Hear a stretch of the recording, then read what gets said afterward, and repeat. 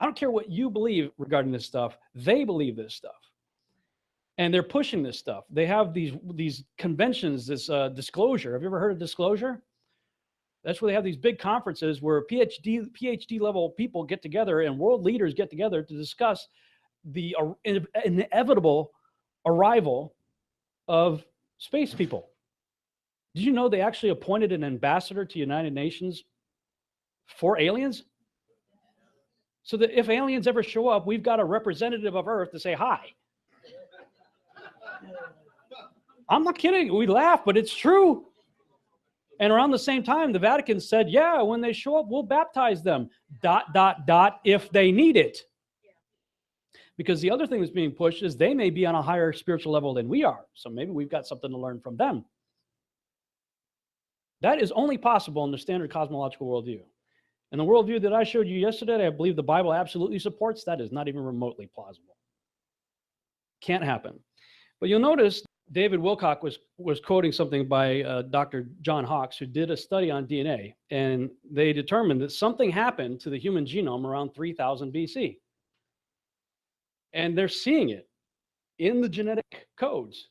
Something happened. Well, I mean, when I saw that, I was freaking out because I'd already established that long before I even saw that episode, just using the canonized and the biblically endorsed text. That was the exact timeline that I came up with, that something happened to the human genome at that time period. But it was dealt with in 3000 BC. The watchers who did that were judged, bound, and buried for 70 generations, and nobody else is going to do that again. So then we have the birth of Noah. So what happened? By the time the Genesis 6 experiment took place about 1200 years before the flood. 500 years, the first generation Nephilim are done, and the parents are judged, bound, and buried. So we still got about 700 years to go to the flood. And I'm going, well, what happened in the 700 years that got God so upset that he had to wipe out the whole world? And that's when I started drilling in deeper and deeper and deeper, and discovered that there was actually a pre-flood return of the Nephilim. And when you use those ancient texts, and again, I don't need to consider them to be scripture. How many of you know truth exists outside of scripture? I read a manual, told me how to work this computer. Not in scripture, but it was true. I've had math books, told me 2 + 2, right? That was true. Not in scripture. So truth does exist apart from scripture. So I just look at it as additional information. If I see something that contradicts the canonized text, I throw it out. You know, the canonized text is going to take precedence. But when I look at these texts and, break down the Genesis 6 narrative, it synchronizes as you see there. I'm not going to read all of that just for the sake of time, but you see, each verse in the Genesis account is backed up with the witnesses of those other texts right there. And when you get to Genesis 12, I found it really interesting. Genesis 6:12.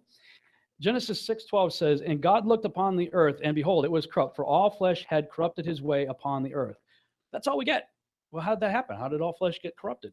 Well, Joshua gives us a whole lot more detail and tells us it got corrupted because men began to blend species together, mixing animals and birds and reptiles and humans. And Jubilees backs it up in Jubilees 7:24. And after this right there being the first incursion of the watchers, after that event, they sinned against the beasts and the birds and all that moved and walked on the earth, and much blood was shed on the earth, and every imagination and desire of men imagined vanity and evil continually. Remember last night I said, we're not at the place where people have only evil continually.